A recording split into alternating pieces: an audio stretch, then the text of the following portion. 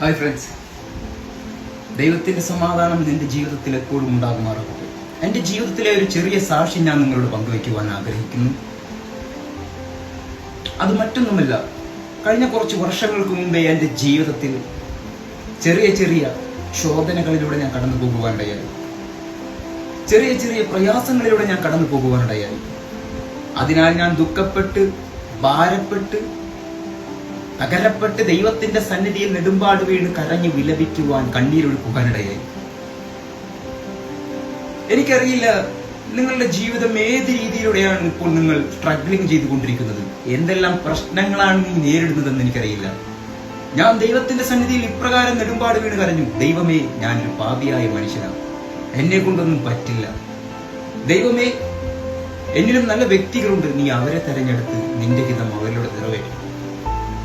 ദൈവമേ, എന്നെ കൊണ്ടൊന്നും പറ്റില്ല എന്ന് തോന്നുന്നു എന്നെല്ലാം ഞാൻ കരഞ്ഞു വിലപിച്ച് ദൈവസന്നിധിയിൽ നെടുമ്പാട് വീണ് ഞാൻ കണ്ണീരൊഴുക്കിക്കൊണ്ട് ആകെ വിഷമിക്കുവാനിടയായി. 2 ദിവസം ഞാൻ എൻ്റെ ഭവനത്തിൽ നിന്ന് പ്രാർത്ഥനാ സ്വരം, ആരാധന സ്വരം ഉയർത്താതെ, ബൈബിൾ വായിക്കാതെ ഇരിക്കുന്ന സമയത്ത് ഒരു മെയ് മാസം 13-ാം തീയതി 2021 ഞാൻ കിടന്നുപോകുന്ന എന്റെ മുറിക്കുള്ളിൽ ഇപ്രകാരം ഒരു പെരുവെള്ളത്തിന്റെ ഇരച്ചിൽ പോലെയുള്ള സ്വരം ഇറങ്ങി വന്നിങ്ങനെ സംസാരിച്ചു. വിമലേ, നീ എന്തു വിചാരിക്കുന്നു?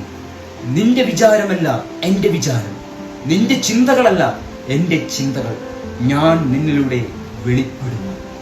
എന്റെ ശബ്ദത്തെ കേട്ടുകൊണ്ടിരിക്കുന്ന നീ ആരുമായിക്കൊള്ളട്ടെ, ഒരുപക്ഷെ നിന്റെ വിശ്വാസ ജീവിതത്തിന് ഒരു ഭംഗം വന്നിരിക്കുന്ന അവസ്ഥയാണ്, പിന്മാറ്റത്തിലിരിക്കുന്ന അവസ്ഥയാണ്,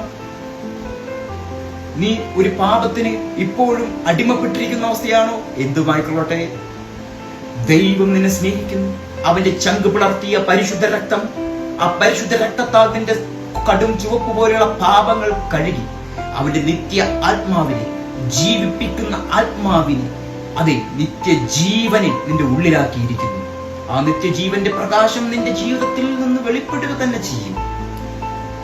നിന്റെ ഫുൾ സ്റ്റോപ്പിടൽ നീ ഇന്നത്തോടു കൂടി നിർത്തിയാൽ, ദൈവസന്നിധിയിൽ നീ നിന്റെ മുഴുവൻ കാൽ മടക്കി ആരാധിക്കുവാൻ തുടങ്ങിയാൽ, ഉപവസിക്കുവാൻ തുടങ്ങിയാൽ, നിന്റെ മുറിക്കുള്ളിൽ ആണിപ്പഴുതുള്ള കരങ്ങൾ വെളിപ്പെടുത്തുവാൻ ശക്തിയുള്ള ദൈവമാണ് ഇന്നും ജീവിച്ചിരിക്കുന്ന ദൈവം.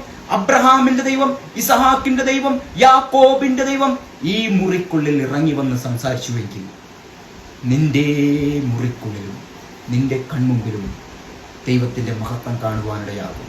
God bless you.